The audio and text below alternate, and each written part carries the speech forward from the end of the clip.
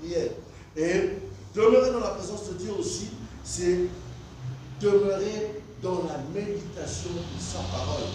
Non pas lire sa parole, mais méditer tout autour de sa parole. La parole de Dieu est le principal moyen par lequel Dieu se révèle à nous. Demeurer dans sa présence inclut donc une immersion régulière et réfléchir dans les Écritures pour connaître sa nature, ses promesses et sa volonté. C'est très important. C'est pour notre propre bien. Connaître la nature de Dieu, connaître la volonté de Dieu, connaître ses promesses. Parce que quand tu connais ces choses, dans ta marche, laissez-moi vous dire une chose, j'avais dit la fois passée, la parole de Dieu nous dit ceci, que la vie en Christ n'exclut pas la souffrance. Il y a de ces moments qu'il y aura des vents, il y a de ces moments qu'il y aura des tempêtes. Mais si tu es assis dans la parole de Dieu, si tu médites la parole de Dieu, tu comprendras que non, ici, Dieu a un message qu'il veut me faire passer. Ou en ce moment, Dieu veut que je puisse m'appliquer d'une certaine manière. Et tu verras que là où est-ce que les gens semblent ne pas te comprendre, tu manifesteras la gloire de Dieu. Parce que je me souviens de Paul et Silas en prison.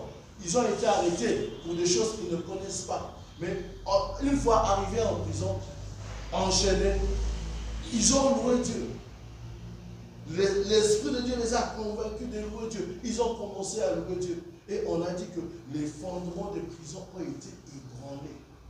Les chaînes ont quitté leurs bras.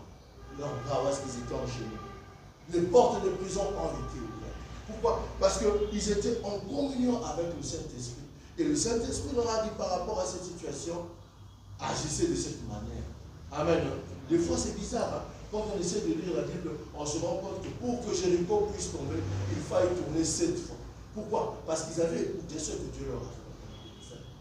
Mais toi, ta situation, est-ce que tu prends ce temps d'écouter ce que Dieu te dit? Pourquoi? Parce que tu es souvent dans sa présence.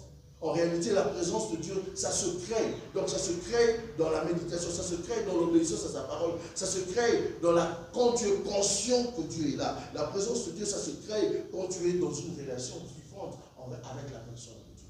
Amen, amen. À part ça, pourquoi devrions-nous demeurer dans sa présence? Pourquoi